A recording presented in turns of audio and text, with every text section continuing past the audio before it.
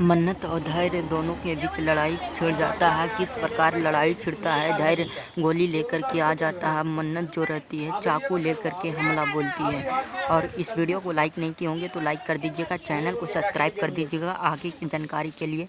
तो मन्नत जो रहती है वह धैर्य के साथ मिल कर के यहाँ चाकू लेकर के खड़ा हो जाती है और दोनों पर हमला बोलती है, उस लड़की पर और मन्नत और अपने माँ बाप पर, दोनों पर हमला बोल देती है और कहती है कि मैं आज तुम्हें मार कर ही छोड़ूंगा, मारले बिना नहीं जाने दूंगा।